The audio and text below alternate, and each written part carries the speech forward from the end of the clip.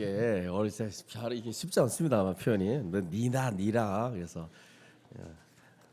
그 전날 밤에 10번 읽고 와야 됩니다. 예, 우리 계속해서 창세기부터 요한계시록 보이지 않습니다. 요한계시록이 보이지 않는데 어쨌든 지금 족장 시리즈로 아브람, 이삭, 이제 야곱 파트를 함께 살피고 있습니다. 이제 지난번에 이제 야곱이 이제 가족과 함께 가나안 땅에 이제 돌아왔죠, 맞죠? 돌아왔는데 이제 돌아와서 세겜에 그렇게 오랫동안 머물 이유가 없었는데 세겜에 1차적으로 머물렀다가 34장의 내용을 보면 거기서 이제 좀 어려운 일을 당하게 됩니다. 이제 아시죠? 디나가 더럽힘을 당하면서 그 야곱의 아들들이 특히 시몬과 레위를 이렇게 앞세워서 세겜 사람들을 완전히 다 죽이죠. 그 노략질하는 그런 일들이 이제 34장에서 살펴봤고, 그래서 이런 모든 모습들을 봤을 때 디나가 이렇게 이제 그 세겜에 가서 뭔가 이렇게 보려고 나간 거, 따라하고 싶었던 거 이런 거, 또 야곱의 판단력, 또 거룩한 이 예민함을 잃어버린 이 모습들 이런 거 봤을 때 야곱의 가족들이 하나님을 많이 이제 떠나 있다라는 것이 드러났죠. 그래서 35장에 넘어와서 하나님께서 이제 야곱에게 뭐라고 말하냐면 일어나라는 거예요. 일어나서 베델로 올라가라라고 말씀하셨습니다. 그럼 이 베델은 이제 32장에 아시죠? 야곱의 집을 떠나서 밧다마람 하란으로 가는 그 중에 그 길목에서 하나님이 그에게 이제 나타나십니다. 내가 너와 함께할 거다. 그래서 다시 너를 돌아오게 하겠고 너를 보호할 거고 지켜줄 거다라는 그 말씀하신 장면이죠. 그때 막 하늘 문이 열리고 사닥다리가 놓여 있고 하늘과 땅이 이렇게 연결되어 있는 맞닿아 있는, 그래서 하나님이 야곱에서 일하시는 게 그게 천사들이 오르락내리락하는 그런 모습을 보여주시면서 야곱이 돌베개를 베고 있었던 정말 외롭고 고독한 그 혼자 있는 것 같은 그런 그 상황이었지만 하나님이 함께 하심을 그때 보여줬습니다. 그래서 하나님의 집이다 그랬죠. 너가 있는 곳 하나님의 집이다. 근데 그 야곱 함께하는 이유가 뭘까? 이게 보면 이제 앞에 이제 하나님께서 아브람, 이삭에게 약속하신 그 언약, 그 하나님의 은혜를 계속 이어서 야곱에게도 언약적으로 신실하게 이제 대해 주시는 것을 우리가 볼 수 있었습니다. 여러분, 야곱은 정말 이렇게 평가받을 인물이 아닙니다. 아주 야비하고 아주 속이는 자고 하나님께 그런 대접을 받을 좋은 인물이 아니지만 하나님이 이게 살피겠다고 약속하셨고 또 사랑으로 이렇게 작정하셨으니까 그를 이렇게 대하신 거예요. 맞죠? 그래서 우리는 다 야곱입니다, 여러분. 야곱 같은 인생들이었어요. 근데 하나님이 지금 작정하셔서 우리를 그렇게 대하시고 계시는 겁니다. 이제 야곱은 이제 다시 베들로 올라가서 거기서 단을 쌓고 하나님을 정말 진정한 자신의 하나님으로 인정하는 그런 신앙으로 이제 돌아가서야 했었죠. 그러려면 이제 우리가 35장 앞쪽에서 봤듯이 온 옷에 숨겨놓은 우상들, 신상들 주렁주렁 달고 있는 것, 놀라운 장면이 나타났잖아요. 이 사람들이 왜 이럴까? 이 가족들이 왜 이럴까 보니까 신상들을 간직하고 있었던 거죠. 계속 갖고 있었던 겁니다. 그래서 이번 한 주간 어떻게 뺐습니까? 이런 말씀을 받았는데 여러분, 숨겨놓은 신상, 숨겨놓은 우상, 하나님을 더 의지하는 것들 여러분 땅에 좀 묻으십시오. 그중에 좀 유튜브를 좀 묻었으면 좋겠는데, 유튜브 같은 거, 인스타그램 이런 거 좀 묻었으면 좋겠는데 휴대폰이 너무 비싸가지고 묻을 수가 없어. 이런 거 좀 묻고 다시 일어나 베들로 올라가셔야 됩니다. 그래서 베들로 올라간다는 거는 다시 예배를 이렇게 정성껏 드리고 졸지 말고 집중해서 듣고 이 총체적 그래 우리의 존재 이유, 우리 인생의 절정이 예배라 이거 받아들입니까, 여러분? 이 절정의 예배를 통해서 베들로 올라가고 또 말씀 배우고 또 성도의 교제를 통해서 교회적 삶을 살아감으로 말미암아 다시금 우리 영적 세계에서 벗어날 수 있다 했습니다. 그렇죠? 네.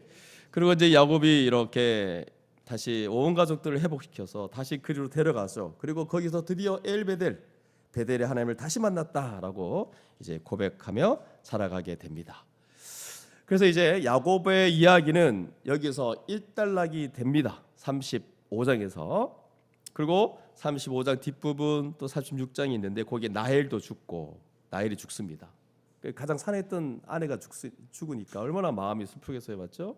그리고 이삭도 죽는 일들이 벌어지고, 그리고 그 첫 비라를, 야곱의 첩이죠, 비라를 루벤 장자가 또 이렇게 범하는 또 이런 안 좋은 일도 있었습니다. 그래도 에서는 에뎁 족속을 이루면서 자기 나름대로 이제 아주 부강하게 살아갑니다. 근데 여러분 이미 이제 이 본문을 봤듯이 엄청난 부강한 민족으로 막 가고 있지만 언약 자손이라 들어오지 않는.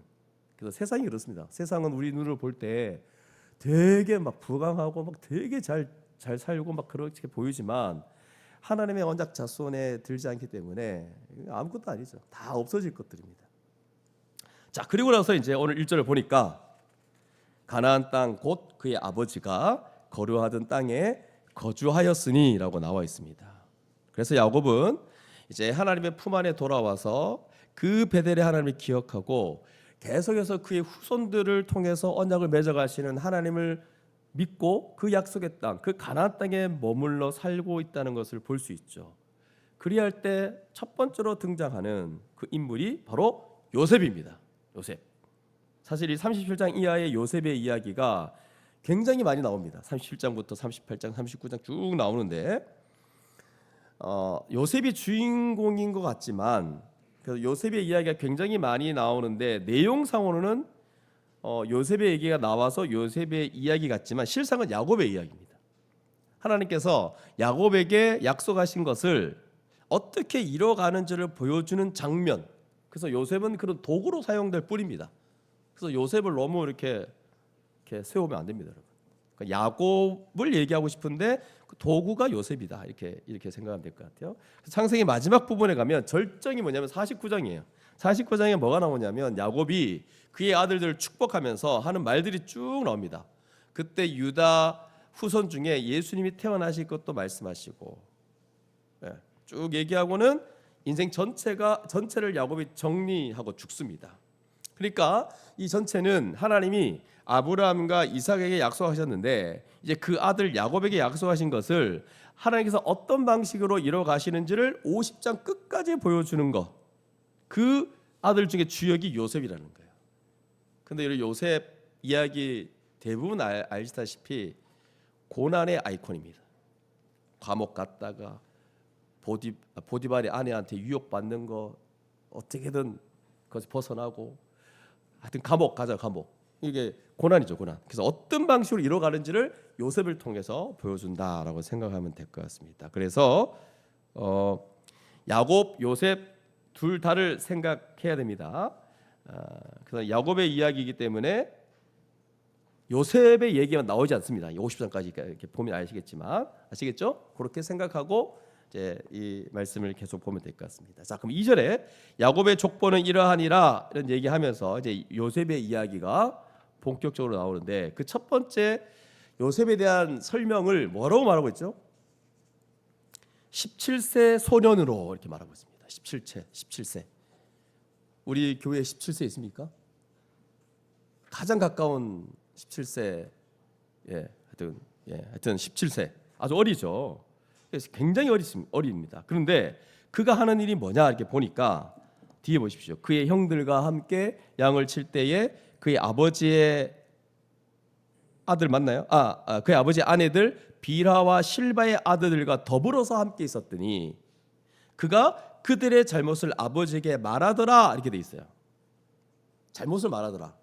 이게 이제 요셉이 하는 일이에요. 요셉이 그의 인생 17세까지 인생 전체 얼마 살지도 않았는데 인생 전체를 요약한 게 뭐냐면 그들의 잘못을 아버지에게 말하는 거였어요. 자, 그러면 여러분 이제 요 37장 요 내용을 말할 때 모태신앙들은 이 말씀을 들을 때 조심하셔야 됩니다. 요셉에 대한 편견 이런 거 다 내려놔야 됩니다. 저도 모태신앙이 아닌데도 불구하고 요셉 메시지는 너무 많이 들어서 다양합니다. 그래서 제 기억에 흔히 듣기로는 이거 가지고 잘못을 꼬질렀다. 그래서 고자질 잘하는 요셉 주일학교 때 들었던 설교였어요. 그래서 고자질 하지 마세요 이러면서 전사님이 뭐 이렇게 얘기하는 거 이런 거, 이게 얼마나 잘못된 건지. 고자질이라고 얘기할 수 있나요 이거? 연구를 잘했으면 이런 말을 할 수가 없죠. 왜 그러냐면 야곱이 요셉에게 맡긴 역할이 뭐냐면 그 형들이 양을 제대로 잘 치는지, 그래가지고 불의한 일을 행하지 않는지 이런 걸 감독하는, 살피는 일을 맡겼어요. 왜 이걸 맡겼을까? 몰라요.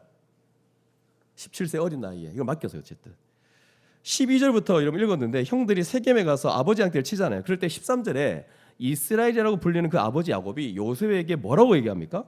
내 형들이 세겜에서 양을 치지 아니하느냐, 너를 그들에게 보내리라. 그랬더니 요셉이 아버지한테 예, 아주 순종적이죠. 네, 그리하겠습니다 이렇게 말합니다. 그리고 14절에 보니까 네 형들과 양떼가 다 잘 있는지를 보고 돌아와 내게 보고하라 이 말이에요. 말하라. 그래서 그 형들을 며칠이 걸려서 찾아갑니다. 세겜에 가보니까 없어가지고 도단이라는 곳을 또 갑니다. 그러니까 이런 걸 보면 그 아버지 야곱이 요셉에게 목축업, 양을 치는 그 형들의 사정을 살피고 그 일이 잘 돌아가고 있는지를 알아보고 그걸 알려주는, 감독하는 역할을 한 겁니다. 그 역할을 감당하는 것 중에 하나가 잘못을 아버지에게 얘기해 주는 거예요. 그러니 이게 고자질이 될 수 있습니까 여러분? 그래서 아버지로 하여금 그것을 바로잡고 그 일을 잘해 나갈 수 있도록 지금 얘기하고 있는 거예요. 만약에 고자질이라고 얘기를 한다면 굳이 그렇게 말할 필요도 없는 것을 막 확대해가지고 알리고 좀 나쁘게 만들어서 알리는 거, 그게 고자질 아니에요? 요셉은 지금 그게 아니고 자신의 몫을 감당하는 아주 큰 일을 하고 있다라고 봐야 됩니다. 그러니까 이것을 잘 감당해야 되는데 뭔가 일 중에 문제가 발생하면 어떻게 되냐면 감당할 길이 없는 거예요. 그래서 이 잘 돌아갈 수 있도록 아버지에게 정보를 주는 역할을 이 요셉이 한 겁니다. 거기 2절을 보니까 그가 그들의 잘못을 아버지가 말하더라 이렇게 되어 있는데, 이 잘못이란 단어가 좀 약간 약화시켜서 번역된 것 같아요. 이건 악행으로 봐야 돼요. 악행. 그들의 악한 일들을 아버지에게 얘기를 해주는 걸로 봐야 됩니다.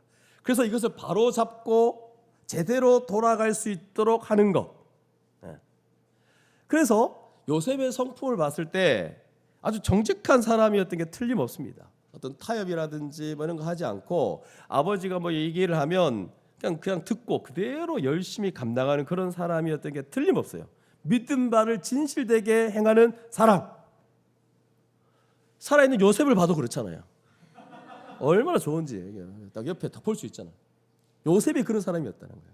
그래서 그런지 야곱은 요셉이 노련에 얻은 아들이기도 하면서도 이런 여러 가지 이유 중에 한 가지, 아주 정직하고 또 일을 잘 감당하는 그 이유 때문에 다른 아들보다 그를 더 사랑했던 게 틀림없습니다. 또 많은 사람들이 야곱이 진짜 사랑했던 아내는 레아보다 라헬이었다는 거예요. 그래서 라헬은 애를 못 낳다가 마지막에 요셉을 낳았고, 요셉이 이제 라헬의 첫 아이기도 하고 그 다음에 둘째 아들 베냐민 낳다가 라헬이 죽었잖아요. 그래가지고 어떤 추석에는 또 라헬을 사랑하는 그 사랑을 이제 요셉에게 그 사랑을 줬다 이렇게 얘기도 하는데, 실제로 그렇게 볼 수도 있겠지만 또 한편에서는 세겜 사건을 기억하셔야 돼요. 세겜 사건. 세겜 사건은 레아라든가 다른 여종들의 아들들이잖아요. 세겜 사람들을 어떻게 했습니까? 하나님의 언약 표시인 할례를 빙자해서 그들을 속여가지고 전체를 다 죽이고 노략질까지 한 것을 봤을 때 야곱은 하나님 없이 살아가는 그들의 모습에 대해서 굉장히 책망을 했었고, 맞죠? 그리고 49장에 가면 이게 막 드러납니다. 여전히 야곱 마음에 이들을 용납이 안 되는 거예요. 어떻게 이럴 수 있냐 이거예요. 야곱의 일 때문에 고통스러워했고 심각하게 생각했던 것이 49장 가면 다 드러납니다. 그래서 아마도 하나님을 향한 태도 또는 언약을 향한 태도 때문에 이 아들에 대해서 좀 다르게 대한 것이 아닐까 이렇게 말할 수 있다는 거죠. 그리고 뒤에 보시면 형들은 자기 동생 요셉까지 죽이려고 했던 자들이었어요. 근데 요셉은 종으로 팔려가서도 끝까지 하나님 앞에 불의한 일을 행하지 않으려고 감옥까지 가면서도 끝까지 버틴 자예요. 그래서 매사에 하나님 앞에서 그가 어떻게 신실하게 행했는지를 들여다보면 이 형들하고 요셉은 아주 극명한 차이, 현격한 차이를 드러냅니다. 야곱이 베델 올라가면서 그 언약의 하나님 엘 베델, 그 베델의 하나님을 뵙고 하나님 앞에 살아갔기 때문에 절대로 요셉의 형들을 사랑하기가 어려웠을 거예요. 거룩하신 하나님이거든요. 그 형들을 그냥 보기가 힘든 거예요. 어려웠을 거예요. 하나님이 누구를 사랑하냐? 요셉 같은 자를 사랑하죠. 하나님은 하나님 앞에 신실한 자, 하나님을 의지하며 살아가는 자, 그런 자를 사랑하시는 게 마땅한데, 동일하게 신실한 자들도 하나님 앞에 신실한 자들을 사랑하고 존경하고 함께 하려고 하는 거 너무 마찬가지예요. 똑같아요. 그렇게 될 수밖에 없는 거예요. 그래서 야곱이 요셉을 더 사랑한다는 것은 사실은 이유가 있는 얘기라 말할 수 있다는 거예요. 이스라엘이 여러 아들들보다 그를 더 사랑함으로 그를 위하여 채소고를 지었다라고 하는 말, 이 채소고 때문에 또 이게 주일학교에 들은 얘기겠어요. 또 채소옷이 뭡니까, 여러분? 채소옷은 여러 가지 색깔이 있는 아주 예쁜 옷을 얘기하죠. 색동저고리 같은. 색동저고리 딱 쳐서 들어가 봤는데 빨갛습니다. 막 눈에 확 드러납니다. 그러니까 요셉이 애들이는 색동저고리 입는 것으로 생각하는데 그럴 수도 있죠. 그런데 요거 색동저고리 다른 애들보다 좀 더 이쁜 옷을 입혔다, 이렇게 보면 안 됩니다, 여러분. 그의 형들이 아버지가 형들보다 그를 더 사랑함을 보고 그를 미워했다 그러잖아요. 이게 무슨 말이냐면 그에게 편안하게 말할 수 없었다 이렇게 되어 있어요. 다정하게 말 한마디 하지 못했단 말이에요. 그래서 이게 예쁜 옷을 더 하나 사준 거, 굳이 이런 표현을 집어넣을 이유가 없는데 굳이 넣어서 이게 이제 문제가 되거든요. 우리가 지금 해석할 때도 이거를 그냥 아주 되게 단편적으로 편애했다 이렇게 자꾸 받아들이게 한다는 거예요. 근데 여러분, 그럴 수 없어요. 왜 그러냐면 나중에 형들이 그 요셉을 죽이려고 할 때 옷을 벗겨서 채색옷을 찢고 막 그러거든요. 형들이 옷에 약간 집착을 해요 지금.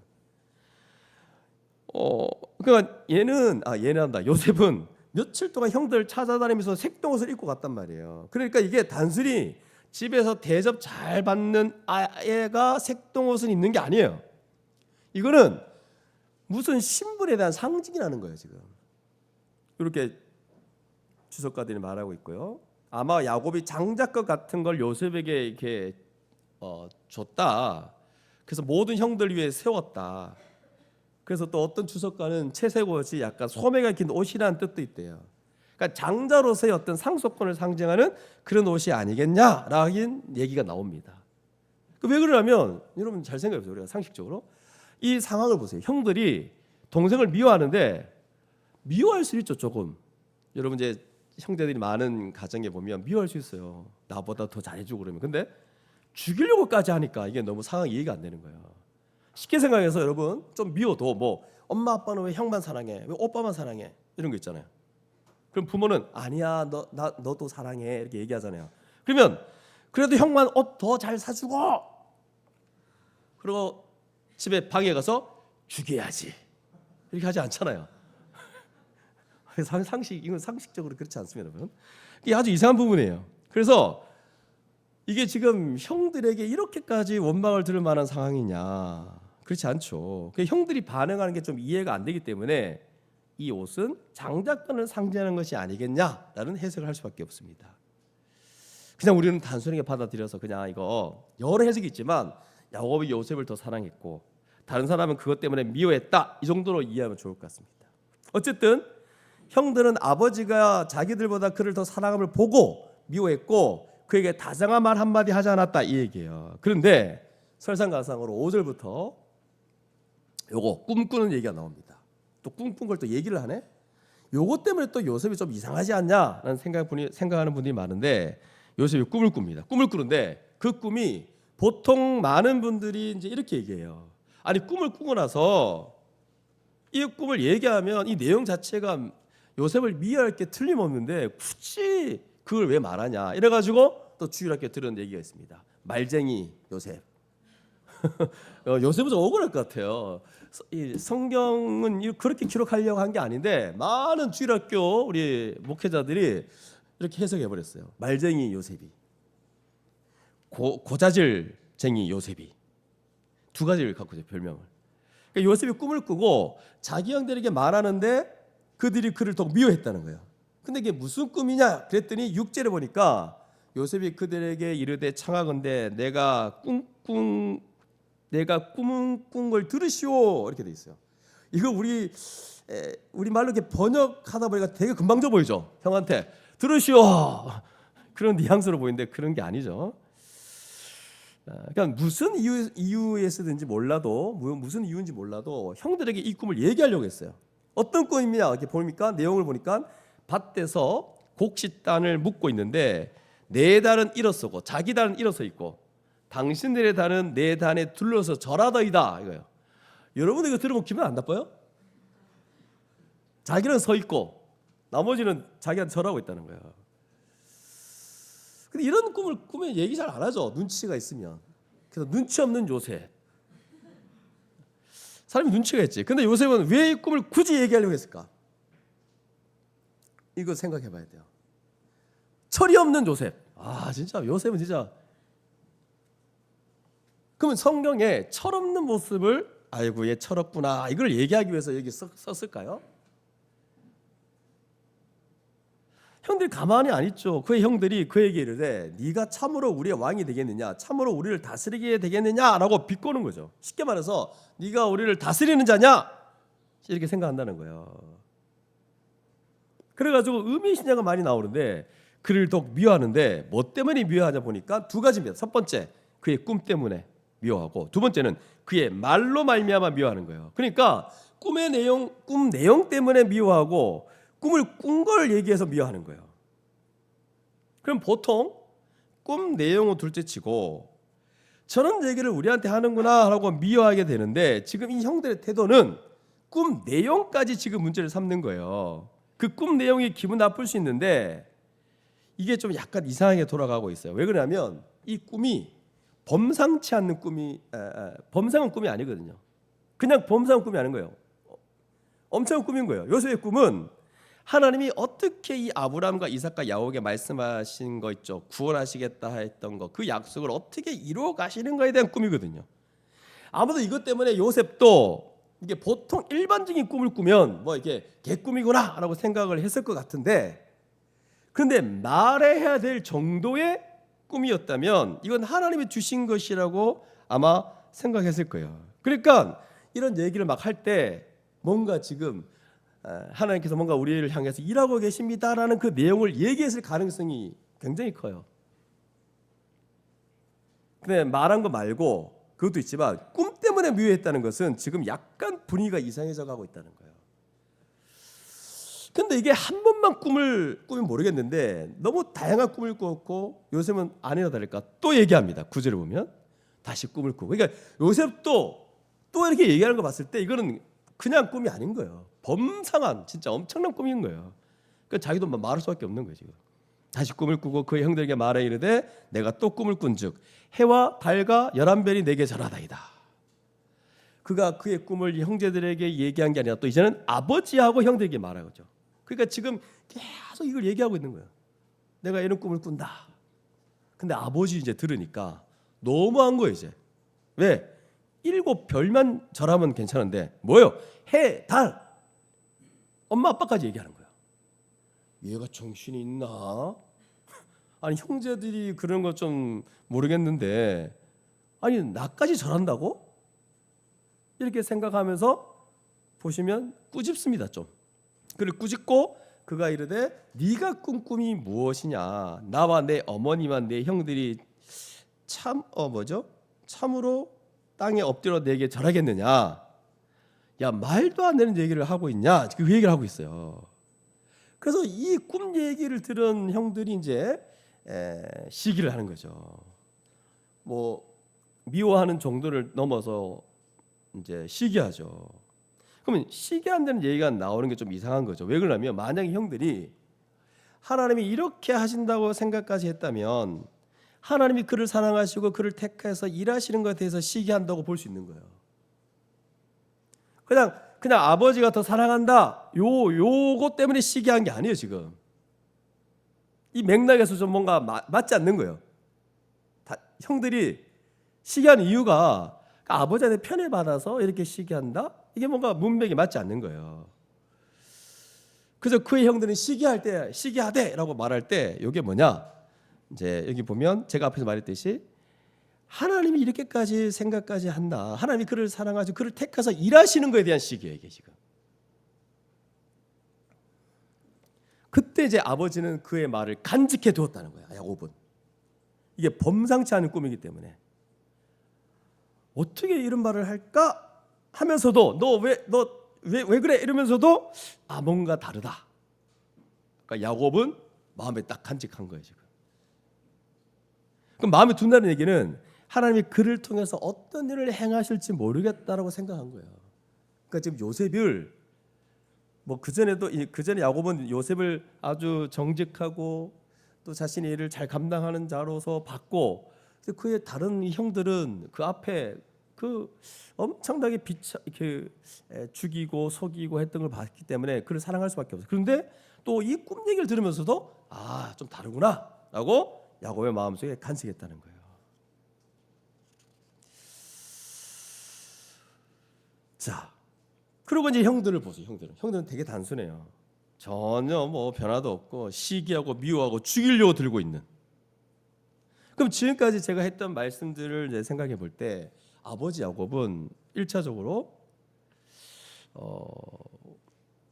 어떻게 우리가 메시지를 이제 받을 수 있을까요? 어떤 메시지를 우리가 받을 수 있을까요? 아들 다 사랑해야지 왜 한 명만 더 사랑하냐? 편애하는 아버지가 되지 맙시다. 이제 가야 되지 않나요? 그러니까 이거는 어떤 단체든 어떤 공동체든 부모가 자녀를 대할 때 이렇게 대하면 안 됩니다, 여러분. 편애하지 않는 건 당연한 겁니다. 맞죠? 근데 이 본문에서 이걸 갖고 와서 부부 세미나, 아버지 학교, 뭐 아버지 세미나 이런 데서 편애하는 아버지가 나쁘다. 이거를 계속 얘기합니다. 이 본문을 갖고 와서. 이 본문을 안 갖고 오고 그러니까 일반적 도리로서 얘기하면 좋겠는데 이 본문을 갖고 와서 얘기를 하니 참 뭐 할 수는 있겠죠. 근데 이제 성경이 그거 얘기하려고 여기 이렇게 적어놨을까? 그렇지 않습니다. 아무리 자식이 많더라도 편애하지 말자. 그것도 맞아요. 근데 이제 오늘 본문에서 이 얘기하는 게 아닙니다. 다른 차원이 있다는 거예요. 성경에는 어떤 일이 등장할 때 여러분 우리가 왜 언약, 신학, 구속사 뭐 이런 거 왜 배우게 있습니까? 이런 이제 구약성경을 볼 때 이런 단편적인 거를 교훈 삼으라고 이렇게 기록했을까요? 그렇지 않습니다. 하나님의 언약과 구원 경륜과 상관없이 등장하지 않는다는 거예요. 그러니까 우리의 가정의 대소사를 얘기하려고 이런 말씀들이 등장하지 않는다는 거예요. 야곱이 누구를 더 사랑했다. 그러면 이 말씀을 주시려면 하나님이 편애하지 말라는 거구나 라는 그 말을 하고 싶은 거잖아요. 그러면 이거보다 더 명확하게 기록해 놓았을 거예요. 근데 그거 아니에요, 여러분. 물론 이제 야곱의 모습을 봤을 때 레아를 더 사랑하지 않고 라헬을 더 사랑하는 그 약점들을 봤어요. 그리고 그걸 보니까 그 아들까지 미워하겠구나 뭐 이런 생각의 여지는 충분히 있지만 그렇지 않고 이미 우리는 전문맥에서 세겜에서 그 아들들이 보인 행동들을 봤을 때 절대로 언약 백성이 할 행동이 아닌 거예요. 이거 완전히 불신자와 같은 태도. 하나님의 백성으로서 전혀 할 수 없는 모습을 보인 거예요. 그래서 어떤 사람이든 하나님의 신실한 사람들은 하나님을 떠나 행하는 자들을 사랑할 수가 없어요. 그게 자기 자녀다 하더라도 찬성할 수가 없는 거예요. 절대로 그렇게 할 수 없는 거죠. 그래서 이거는 가정에서의 부모의 역할보다도 하나님의 언약 백성의 태도, 특히 족장들은 아브라함과 이삭과 야곱은 하나님을 직접 뵈면서 그 약속을 받고 그 약속을 보존하며 지금까지 하나님이 어떤 약속을 하셨는지에 대한 굉장히 샘플 같은 사람인데 근데 이제 이런 행동들을 그래 단순하게 얘기하기가 어렵다는 거예요. 아니 세상에 아무리 그런 죄를 저질다 하더라도 아니 할례를 받아서 꼼짝 못하게 한 다음에 다 죽인 거 아니에요? 하나님 언약 표시인 할례를 요구하고는 이거는 지금 시도 말하면 세례 준 다음에 세례 받으면 헬렐레 좋잖아요. 그 사이에 정신 못 차릴 때 죽였다는 말과 똑같은 거예요. 그러니까 하나님의 거룩한 의식도 함부로 대하고 잔혹하게 죽이는. 그래서 야곱이 나중에 49장 같은 보면 잔혹한 칼이라고 저주스러운 표현을 씁니다. 그러니까 하나님의 백성이 절대 할 수 없는 일, 언약 백성이 아닌 거예요. 자, 그래서 이제 야곱은 이렇게 대한 거예요. 이거 뭐 펴내는 거 아닙니다, 여러분. 예.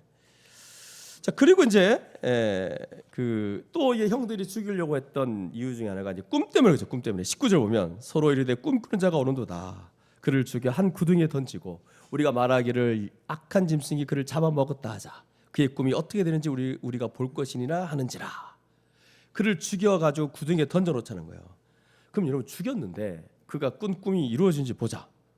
아니 요셉이 죽으면 그 꿈이 안 이루어지잖아요. 근데 왜 그런 얘기를 하냐면 이 꿈이 단순한 한 개인의 꿈이라든가 그런 게 아니라는 걸 생각해야 돼요, 여러분. 그러니까 이게 결국은 이거는 하나님을 대적하는 것이 되고 형제를 죽이는 가인의 범죄에 참여하는 것도 문제지만 뿐만 아니라 하나님이 주신 꿈을 부정하고 대적하는 것이기 때문에 그래요. 그러니까 절대로 이 형들은 정상적인 사람이 아닌 거예요, 지금. 야곱이 이 사람들을 사랑하지 않는 거는 여러분 편애 이 정도가 아니에요. 굉장히 근거 있는 태도. 이거는 지금 정상적인 모습이 아닙니다. 그래서 이걸 가지고 이 본문을 가지고 야곱의 집안, 야곱의 편애라든지 콩가루 집안 이것도 많이 들었어요. 콩가루 집안이다 이런 얘기 들었어요. 콩가루 집안에서 뭐 하나님이 세우신 요셉 뭐 이런 얘기 많이 들었어요. 또 요셉은 편애하는 속에서 형들에서 무시했다거나 이런 식으로 얘기하는 거는 성경을 너무너무 잘못 보고 있다. 이걸 뭐 현대적인 해석이라 그러는데 여러분 현대적 해석이 아니라 잘못된 해석입니다. 그리고 고자질하는 요셉, 말실수하는 요셉, 예의 없는 요셉 너무 많이 들었는데 요셉이 좀 잘못되었다 보기 힘들다. 오히려 요셉은 아버지가 맡긴 그 일을 성실하게 해냈고 악을 타협하거나 덮는 사람이 아니다는 거. 그리고 아주 정직하고 진실한 사람이었다는 거. 그래서 아버지의 사랑을 받았어요. 여러분 족장인 아브라함과 이삭 그리고 그 뒤를 이어 하나님이 주신 그 약속, 그 언약을 품고 있어요. 지금 유일하게 한 명이에요. 아버지도 죽고 할아버지도 죽었어요. 그러면 야곱밖에 안 남았어요. 야곱인 한 명이 하나님의 언약을 품고 있는데 이 사람이 누군가를 사랑한다 생각해 보시죠. 그렇게 할 때 그게 보통 일이겠습니까? 그가 그 언약을 지킬 자로 언약을 이어갈 자로 사랑한다고 생각할 때 그게 편애냐? 절대 그럴 수 없다는 거죠. 그래서 요셉은 우리가 갖고 있는 이 모든 편견을 버리고 특별한 존재였을 가능성이 큰 거예요. 하나님의 그 언약을 믿고 신실하게 하나님만 의지하며 살아갔을 자였다는 것을 우리는 받아들여야 됩니다. 그런데 37장에 나와 있는 이런 모습들보다 약간 이상하게 보일지는 몰라요. 뭐 고자질하는 것처럼 보이고 형제들 그 얘기를 할 때 진짜 철없이 보이기도 하고 그럴 수 있죠. 근데 나중에 구덩이에 던져져 가지고 어디로 팔려갑니까? 애굽으로 팔려가죠. 애굽으로 팔려가서 그가 취한 태도는 고자질이나 편협하게 눈치 없는 그런 자로 그런 마음을 상하게 하는 자로 볼 수 없다는 겁니다. 철저하게 38장, 39장, 40장에 보십시오. 하나님 앞에 서 있는 사람의 모습을 그 면모를 볼 수 있습니다. 그러니까 이거를 야곱이 보지 않을 수가 없고 그가 하나님에 대해서 그 언약에 대해서 얼마나 신실하게 살았을지를 충분히 예상이 가능하다. 그래서 제가 이 얘기를 지금 강조하는 이유가 워낙 편견이 많아서 그래요. 야곱이 뭔가 문제 있는 부족한 아이죠. 17세니까 자꾸 그렇게 생각하는데 그렇지 않고 야곱이 그래서 그를 사랑했다면 정말 사랑할 만한 자였다. 아브라함, 이삭, 야곱에 의해서 그 언약을 신실하게 감당할 수 있는 자였다는 것을 우리가 충분히 예상할 수 있다. 이해되시죠? 그래서 여러분 요셉을 좀 이제는 좀 부족한 인생을 사람을 보지 마세요. 요셉 아주 제대로 된 사람이에요. 요셉. 살아있는 우리 요셉을 보니까 참 좋네요. 안 해요. 좀 구박하지 마시고 얼마나 충실한 요셉입니까? 자, 그리고 또 하나가 요셉은 발음도 안 되네. 여기 보시면 반복 봐요. 반복. 꿈꾼다, 꿈꾼다, 꿈꾼다. 꿈을 막 꾸고 있어요. 계속 꿈꾸는 자예요. 요셉은. 그럼 꿈꾸는 자라는 것은 뭐냐?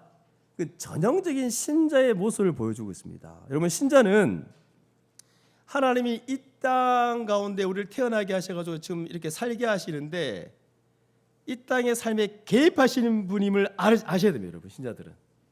만약에 이 부분이 희미하다면 이때부터 여러분의 인생은 뭔가 우연히 태어났고 우연히 지금 지내고 있는 인생으로 받아들이게 될 텐데 그렇지 않습니다. 여러분, 하나님이 이 땅에 개입하시는 분이세요.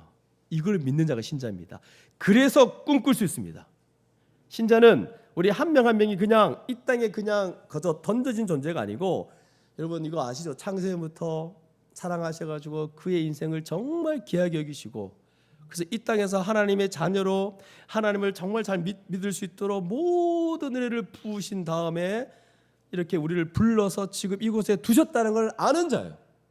우연히 이 땅에 태어난 것도 아닙니다. 우연히 이 교회에 있는 것도 아니고 우연히 여러분의 가정에 있는 거 아니에요. 하나님이 창세부터 뭔가를 계획하셔가지고 은혜를 부어주셔서 지금 우리를 부르신 결과가 지금 이거예요. 그래서 우리는 꿈꿀 수밖에 없는 자예요. 여러분, 만약에 하나님이 그렇게 하셨다면, 하나님이 우리를 그렇게 창세부터 사랑하셔서 누구든 상관없어요. 여러분, 아무나 다 모든 사람이든 하나님 그렇게 하셨어요. 여러분, 여기 앉아있는 우리 모두 예배드리고 있는 우리 모든 자들이 그렇게 하셨어요.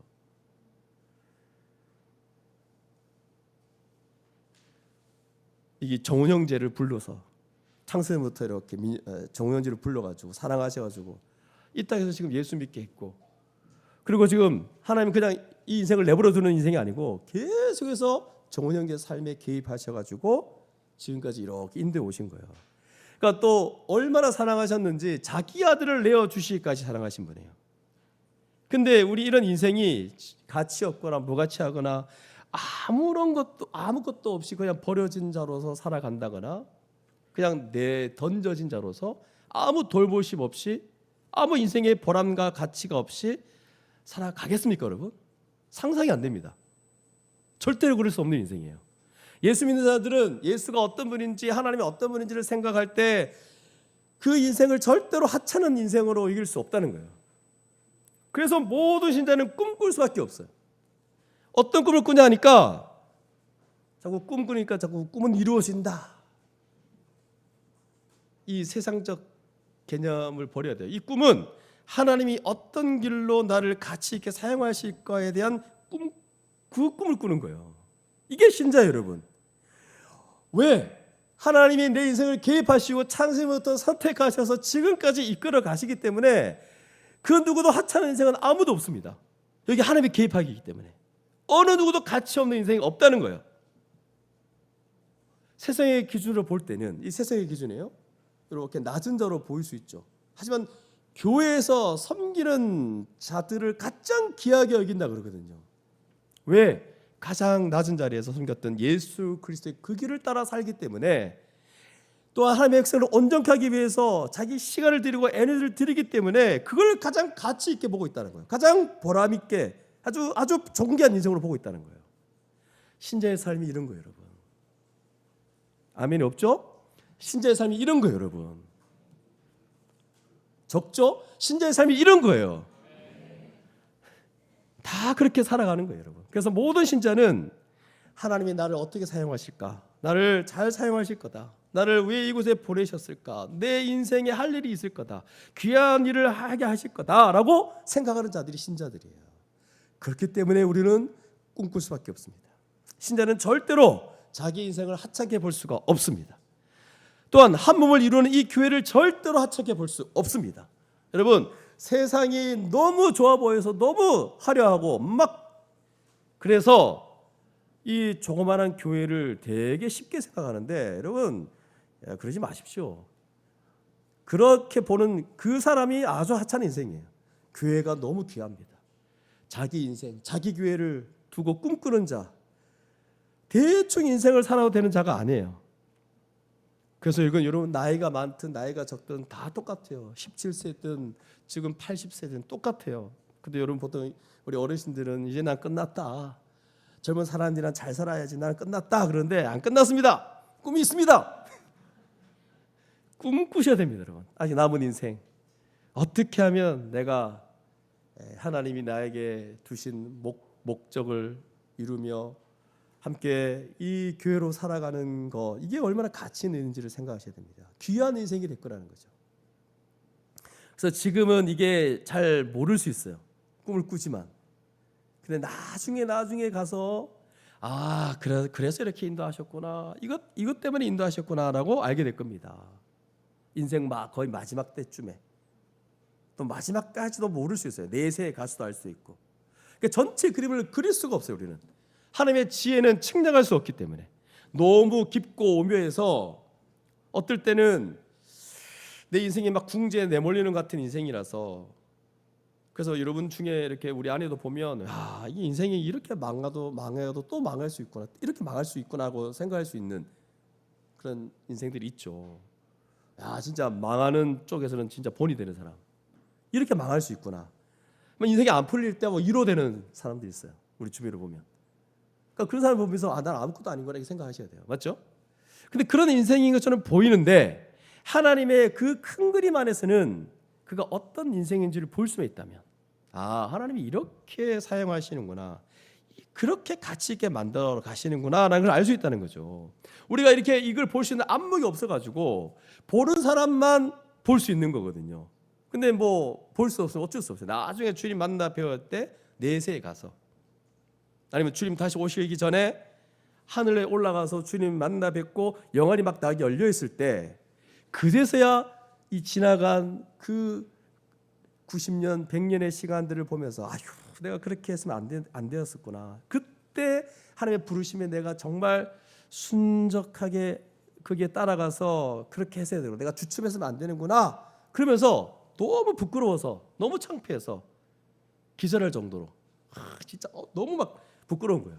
그때 내가 그랬어야 되는데, 그렇게 했어야 되는데, 그렇게 말할 수 있다는 거죠. 그래서 여러분, 제가 말해줄 수 있는 거는 이 교회가 한 몸인 것을 계속 말해주고, 이 한 몸인 교회, 하나님 나라의 현신 이 교회를 통해서 여기에 참된 인생의 가치가 있음을 계속 알려주는 것이고, 이게 왜 알려주냐면, 여러분, 많은 사람들이 교회 안에 들어와도 계속 무슨 생각하지 아세요? 혼자 자꾸 뭔가 사회적 높은 지위에 올라가고, 그걸로 뭔가 인생이 이제 성공하고 인생에 의미가 있다고 생각하려고 해요. 여러분, 그렇지 않습니다. 여러분 주변에 보십시오. 삼성, SK 지금 막 엄청 올라가고 있는데, 근데 여러분 거기서 마지막 그 40이 되고 50이 다 될 때 다 나오죠. 대부분이 다 후회한다 그러잖아요, 인생을. 오히려 도리어 힘들어합니다. 높은 지위에 올라가도, 누릴 거 다 누리는 그 지위에 있어도 언젠가는 잘릴 위기에 있는. 그걸로 여러분이 인생의 의미를 찾는다거나 그러지 말고, 교회의 한 몸을 이루고 거기에 한 부분을 내가 지체로 내가 살아가고 있구나, 내가 한 역할을 하고 있구나, 내가 기능을 하고 있구나. 그래서 교회의 지체를 살리는 일을 내가 감당할 수 있다는 거, 가치 없는 인생을 내가 가치 있게 하고 살려내는 인생, 그 인생을 살려내는 그 역할을 할 수 있구나.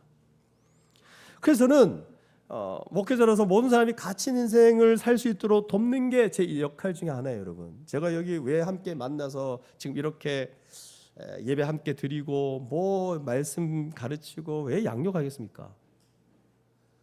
누구든 가치 있는 인생을 살 수 있도록 만들어주기 위해서 하는 거 아닙니까? 그러면 교회도 너무 좀 이 덩치가 커서 교회 안에도 세속화가 들어와서 장로가 되고 뭔가 높은 지위에 올라가야 이게 가치 있는 것을 여기는데, 여러분 그렇지 않습니다. 어떤 자리에서든 신실하게 살아가면서 정말 영향을 끼칠 수 있는, 이게 하나님께 크게 쓰임 받는 인생이거든요. 이 세상에 별 볼일 없는 인생들이 교회에 들어와서 자기를 새롭게 하고 하나님께서 인생을 다뤄가시는 것을 제대로 이해하고 멋지게 살아가는 것을 우리 모두가 좀 봤으면 좋겠어요. 옆에 있는 지체를 통해서 보고, 자기를 통해서 보고, 그러니까 이거를 도와주는 역할을 제가 하는 겁니다. 그리고 함께 손을 잡고 함께 그렇게 살아가고, 그래서 서로가 놀라는 거죠. 아니 저 정말 예수 믿기 전에, 교회 들어오기 전에 별 볼일 없는 인생이었고 정말 하찮은 인생이고 아무 인생의 의미를 못 느꼈는데 이제는 귀한 인생으로 살아가고, 그래서 이 교회 안에 그 누구도 불필요한 사람이 없고 다 가치 있는 인생이라는 것을 알려주는 역할이 바로 제가 하는 역할이에요.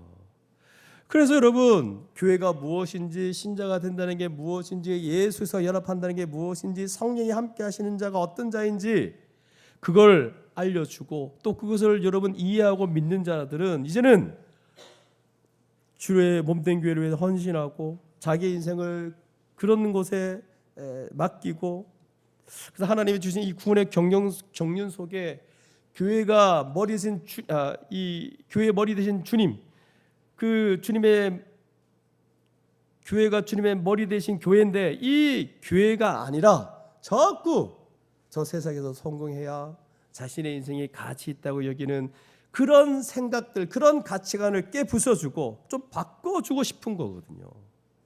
여러분, 혹시 아직 여러분의 인생의 의미를, 인생의 가치를 저 세상에서 뭔가 업적을 쌓고 여기서 뭔가 이루는 걸로 생각합니까? 저거는 잠시에 불과한 거고 영원한 거는 다 여기에 있습니다. 하나님이 뭘 보실까요? 여러분, 세상 사람들이 좀 인정해 줍니까? 뭐 세상에서 살아가면 연봉을 많이 받고 세상에서 뭔가 업적을 하면 뭐 상사가 인정해 주고 뭔가 이 인센티브를 주고 뭔가 뭘 이렇게 인정해 줍니까? 그 인정도 뭐 괜찮죠. 근데 또 얼마큼 인정해 줍니까? 다 회사를 위해서 다 유익 아닙니까? 자기들 유익 아니에요? 얼마큼 인정해 줍니까? 우리에게 중요한 인정은 뭡니까, 여러분? 하나님의 사람과 하나님의 칭찬이 더 중요하지 않나요? 하나님이 진실로 칭찬하는 자는 신실한 자들이 칭찬하게 돼 있어요. 그래서 교회에서 인정하고 가치 있게 여기고 그의 수고와 그의 인생을 사용해서 우리를 돕는 것에 대해서 귀하게 여기고 그걸 보람 있고 가치 있게 살아가는 그 인생이 귀하다라고 인정해주고 가치 있다고 얘기해주는 사람, 교회입니다, 여러분. 그걸 하나님 앞에서 자신을 발견해야 돼요. 어떻게 하면 그럼 이렇게 살 수 있는가 했을 때 참 안타깝게도 다 그렇게 살지를 못하죠. 왜? 하나님이 주신 기회를 계속 발로 차버리니까. 그런 삶을 우습게 여긴다니까요. 지금 제가 이렇게 얘기할 때도 아유 뭘 교회로 살아가는 게 뭐 가치 있어, 세상에서 좀 뭔가 좀 이렇게 생각할 수 있어요, 여러분. 그런데 여러분, 하나님 보시기에 뭐가 더 가치 있을까? 이런 것들을 우습게 여길 수 있다니까요. 교회를 우습게 여기고 교회에서 행해지는 것에 대해서 아주 우습게 여기고 다 자기 개인적인 일에 빠져가지고 그런 것만 소중하게 생각한다면 이건 여러분 너무 신자로서 적절치 않다는 거죠. 어떻게 그 인생에 쓰임받을 수 있는가? 하나님은 절대 강요하지 않습니다. 많은 기회를 주시고 은혜를 주시고 그런 식으로 따라오는 자들에게 능력을 주세요. 자기 스스로 자발적으로 따라온 자들에게. 뭐 인격을 무시하면서 말을 안 듣는 자들을 강하게 강요해서 쓰거나 그렇지 않습니다. 오라고 얘기하는데 안 오니까, 뛰어들려고 얘기하는데 안 뛰어드니까. 그래서 저는 참 그런 자들 나중에 영안이 열릴 때 후회할 수 있을 거예요. 아, 여기에 갇힌 정말 참된 인생의 의미와 가치가 있었구나. 근데 여전히 말을 듣지 않고 여전히 교회를 쉽게 여기고 교회로 살아가는 것을 아주 가치 없게 여기는. 그래서 여러분, 제가 부탁하지만 후회하지 마십시오. 나중에 영안이 열리고 나중에 내세에 갔을 때 내가 이렇게 살았어야 되는데, 이렇게 살았어야 되는데, 하나님이 계속 기회를 주시는데 그 기회를 놓치지 마시기 바랍니다. 그래서 어떻게 사는 게 후회 없이 사는 인생인가? 지금 한 10분만 앉아서 생각해 봐도 어떤 인생이 가치 있는 인생인지 아실 거예요. 내가 어떻게 사는 게 맞냐? 주님 다시 오실 텐데 후회하지 않은 인생, 한 번밖에 없는 인생, 이 생애를 어떻게 살 것인가 아실 거예요. 근데 여전히 그것을 회피하고 받아들이지 않고 내 문제에 아둥바둥하고 이걸 해결해야지 뭔가 된다 생각하고 맨날 그렇게 자기 연민에 빠지고 평생 그렇게 살다가 보면 어떻게 되냐? 후회하게 된다니까요. 예를 들어서 모든 사람들이 뭐 자꾸 그 얘기하더라고. 인스타그램 뭐 유튜브 얘기하는데 그건 그 사람들의 인생의 목표고 굳이 왜 우리가 거기에 영향을 받아야 되죠? 돈 더 벌고 지평수 늘리고 세상에서 더 유명해지고 그것 때문에 여러분 인생을 살려고 합니까? 그건 나중에 남아있지도 않는 겁니다. 다 지나가는 것들입니다. 절대로 그거를 목표로 삼고 살아간다는 거는 여러분 그거는 꿈꾸는 사람의 모습이 아니죠. 거기에 마음을 계속 둔다면 그건 꿈꾸는 사람이 아닌 거예요. 하나님 앞에 우리는 절대로 그렇게 살 수 없는 자들입니다. 그래서 오늘 요셉의 모습을 보면서 다시 한번 꿈꿉시다. 뭘 꿈꿔야 됩니까? 가치 있는 인생을 살아가기 위해서 꿈꿉시다. 나중에 후회한 인생을 절대 살아가지 마시기 바랍니다. 우리 모두가 가치 있고 보람 있는 자로 살아갈 수 있기를 바랍니다. 하나님께서 내 인생을 여기다 두셨다면 분명히 뭐가 있을 거 아닙니까? 그게 작은 일이든 큰 일이든 상관없습니다. 저는 하나님 나라에서 어떤 목회자의 영역이 있고 여러분들은 또 다른 영역이 있는 거잖아요. 그래서 여러분 이거는 불신자들도 유튜브에도 다 잘 먹고 잘 사는 거 이런 목표를 가지고 간혹 보면 이런 사람도 있어요. 내 인생을 어떻게 가치 있게 사용할 것인가라고 막 질문 던지는 유튜버도 있어요. 그 사람들도 그런 질문하고 막 그러는데 우리는 왜 이 질문을 못 합니까? 이런 질문을 던져봤습니까? 내 평생 진짜 가치 있는 인생을 어떻게 살 것인가? 하나님 나를 왜 부르셔서 내 지금 이 땅에 내 삶에 개입하시고 지금 이렇게 교회로 부르셔서 이렇게 살게 하시는가?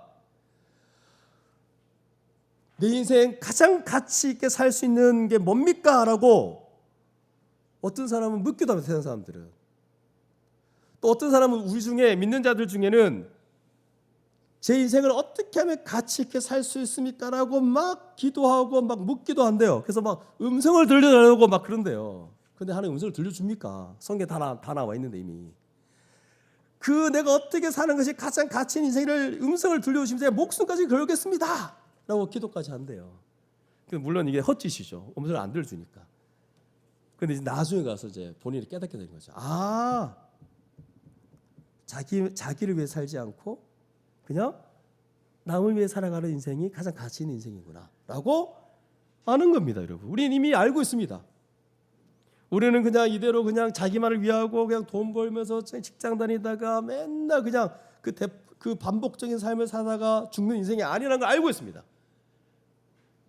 꿈꾼 지 얼마 됐습니까 여러분? 이런 삶에 대해서 너무 삶이 팍팍하고 너무 분주하고 먹고 살기 바빠서 이런 꿈을 좀 꿈꾼 지 너무 오래되지 않았습니까? 그냥 맨날 그냥 우리는 그냥 모습은 형식은 그냥 예배 드리고 있고 뭔가 문의는 그냥 교회에 다니는 사람인데 유튜브에 나오는 사람과 똑같이 여러분의 인생을 그냥 이렇게 잘 먹고 잘 살고 뭐 어떻게 되고 안정적이고 그렇게 하나님께 생각하고 살고 있습니까? 그건 여러분 꿈꾸지 않는 인생이에요. 지금 여러분 이렇게 한 명 한 명이 앉아 있는 거 그냥 오신 거 아니고 하나님의 섭리입니다. 여러분 우리 교회에 뭐 이렇게 많이 오지 않지만 이렇게 몇 명씩 와서 이렇게 회원이 되고 서약을 하고 이럴 때마다 야 하나님의 또 다른 역사가 이 인생 가운데 일어나겠구나. 또 우리 교회 가운데 하나님의 섭리 가운데 이 사람이 왔고 이 사람이 회원이 되었구나. 너무 귀한 거예요 지금. 우리 인생이 어떻게 펼쳐질지를 모를 정도로 너무 귀한 인생이라는 거예요. 사실 요셉도 꿈을 꾸고 막 얘기했지만 자기도 앞에 무슨 일이 날지 몰라요 지금. 모르니까 자꾸 얘기했을 거예요. 이게 무슨 일입니까? 나 알고 싶은데 이게 무슨 꿈입니까? 막 얘기했을 거예요. 그러니까 꿈을 꾸는데 이해를 못해요. 그러니까 우리 대부분도 그럴 거예요. 우리는 꿈을 꾸지만 이해를 잘 못할 수 있습니다. 나는 왜 이 모양으로 태어났고 이런 사람이 되게 하셨고, 왜 이 가정에 태어났고, 이 교회에 왔고, 왜 이렇게 이상한 사람들과 함께, 스타일이 다른 사람과 함께 교회에서 보내게 되는가? 이유가 있다는 거죠. 앞으로 우리 인생에 펼쳐질 그 아주 귀한 가치 있는 인생이 펼쳐질 거예요. 그걸 꿈꾸셔야 됩니다. 그 멋진 인생을 꿈꾸고 복된 인생을 꿈꿀 수 있는 우리 모두가 될 수 있기를 바랍니다. 물론 오늘 제가 얘기를 해야 되는데 다음 시간에 얘기할게요. 이 이후에 요셉의 인생을 보시면 고난이 점철되지만, 이건 작게 얘기할게요. 고난이 점철되겠지만 다음 주에 얘기할게요. 멋진 인생이 우리 앞에 펼쳐질 겁니다. 아멘. 그래서 제가 할 수 있는 책임은 이걸 알려주는 거죠. 우리 신자는 꿈꾸는 인생이고 앞으로 하나님이 개입한 인생이라서 정말 가치 있는 인생이 될 거라는 걸 계속해서 얘기해주고 알려주는 거. 그 다음에 순종은 여러분의 몫입니다. 왜? 이제는 제 책임 아니거든요. 그래서 몰라서 못하는 건 제 책임이지만 모르지 않도록 한평생을 우리가 함께 살면서 말씀을 얘기해주고 또 여러 강의를 통해서 또 성경을 통해서 또 따라오게 만들고 순종하게 만들고 함께 또 연약한 자 손잡아서 이끌고 그렇게 하는 거죠. 근데 여러분이 그것을 밀어낸다면, 적당히 무시하면서 고만고만하게 살려고 한다면, 이 고만고만한 거는 유튜브, 인스타그램에 나오는 사람들, 그러면 할 수 없어요. 어쩔 수 없어요. 고만한 인생이 될 수밖에 없습니다. 뭐 그건 어떻게 할 수 없어요. 여러분의 몫입니다. 그런데 이게 복음을 들은 자라면, 하나님 앞에 새롭게 태어난 자라면, 예수의 십자가 은혜를 생각하기만 해도 나를 너무너무 사랑하셔가지고 지금까지 인도하신 그 하나님의 은혜를 생각하기만 한다면 절대로 우리는 그렇게 살 수 없습니다. 하나님이 뭐 때문에 우리를 이렇게 구원하셨는데요. 자기 아들까지 내어주시고 구원한 이유가 뭡니까, 여러분? 나 혼자 이렇게 안정되게 살라고? 우리 가정만 이렇게 결혼해가지고 이렇게 뭐 살라고, 고만고만하게 살려고 자기 아들을 그렇게 처참하게 죽이지 않았어요. 지금까지 인도하신 하나님만 생각해도 우리는 적당히 그렇게 살 수가 없어요. 우리 마음속에 적당히 그렇게 살자 생각이 들 수가 없다니까요. 우리가 어떻게 꿈을 꾸지 않고 이 땅을 살 수 있냔 말이에요. 나 때문에 주님이 죽으셨는데, 나를 사랑하셔가지고 창세전부터 나를 인도하셨는데 어떻게 내 인생을 두고 꿈을 꾸지 않고 그렇게 살 수 있냐, 이 얘기입니다. 여러분, 꿈꾸지 않는 게 어렵습니다. 여러분, 꿈꾸지 않는 게 어려워요. 그래서 다음 주에 말하겠지만 고난한 삶이 우리 안에 있습니다. 이거는 참된 신자의 증거거든요. 고난이 앞에 있어요. 요셉의 인생을 보면 고난이에요. 고난. 근데 이 요셉이 뭘 말하냐면, 뭘 예표하냐면 예수 그리스도가 걸어가신 그 길을 말해주고 있어요. 감옥에 갔다가 뭐 엄청난 고난 받죠. 형들한테 죽임을 당하고도 하고. 근데 여러분, 우리가 이번 시간 이 사도신경에 봤을 때 예수님의 전생에는 고난이었어요.